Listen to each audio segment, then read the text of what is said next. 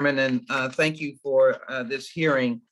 Let me just place in the record that the debt ceiling is a fixture, some would say figment of your imagination in terms of its validity for making us fiscally sound and responsible.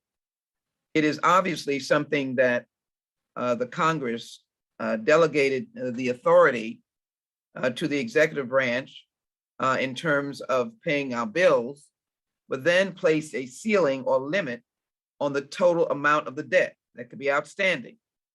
It has no effect, as has been said often, on federal spending or the amount we need to borrow. It only restricts the Treasury Department's ability to honor financial commitments. In fact, what I would argue is that it creates havoc, and the havoc can be enormously difficult to address.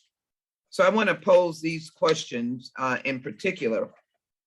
And I want to start, Ms. Russell, with you, and thank you so very much for being here. I'd like to say that my life has been spent on championing small businesses because I very much agree with your testimony. You are the economic engine of this nation. And I just want to recite 32.5 million small businesses and growing, and particularly women-owned businesses, though they have been impacted severely by the pandemic, and then 61.2 million people. So give me your sense of havoc being created by a debt ceiling on average working Americans. And my time is short, so if you can be succinct so I can ask questions to others. Thank you very much, and thank you for your testimony. Thank you so much for the question. Yes, I mean, so we have to remember that a business is made up of people, and people make up the communities, and the communities are made up of other small businesses, and we are all that ecosystem that continue to thrive off of each other.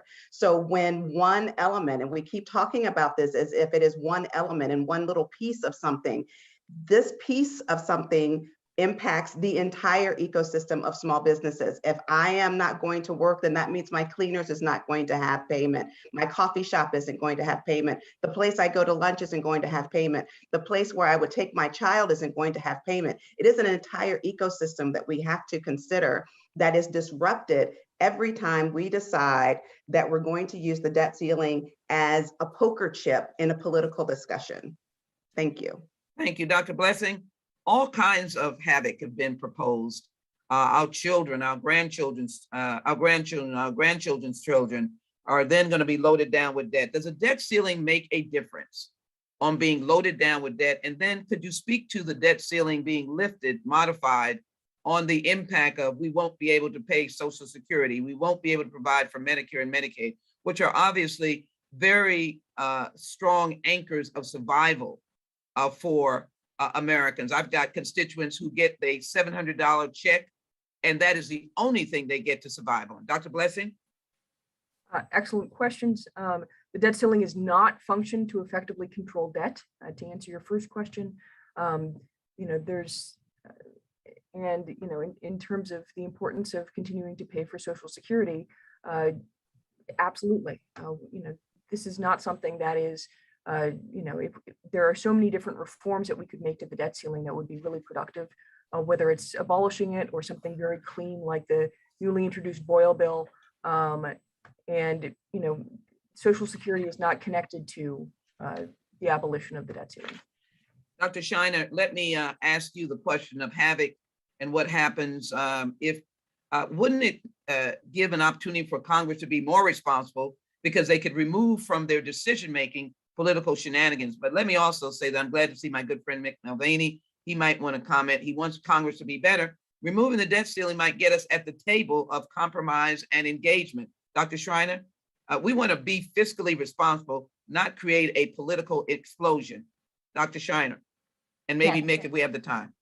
So I think apart from the costs of the debt ceiling, that there are the political costs, which is it is a distraction that doesn't address the real problems that we have, and it just creates political disagreement and increases political polarization, and frankly makes people not believe in our country and our institutions when they're hearing this bickering about whether or not you're going to pay your bills. And so when we think about what we need to do to move forward to address our long problems, it's not only just Congress, it's the whole American people that have to be part of the solution. And this kind of bickering gets in the way and makes us think like they're just like having these internal fights that make no sense. Chairman Mick, Yeah, wouldn't it make us Nick, you better? want to take a shot at that? yeah, real quickly, listen, I think you got a much better argument if you're doing it anyway. If you're sitting down anyway, outside of the boundaries of the debt ceiling to talk about fiscal responsibility, and you've done that for a couple of years, then you come back and say, look, we don't need the debt ceiling because we're doing it anyway.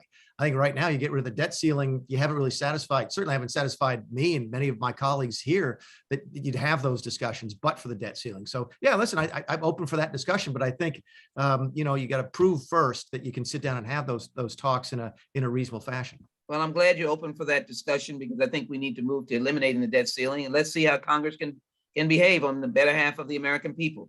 I think we can do that. Mr. Chairman, thank you for yielding.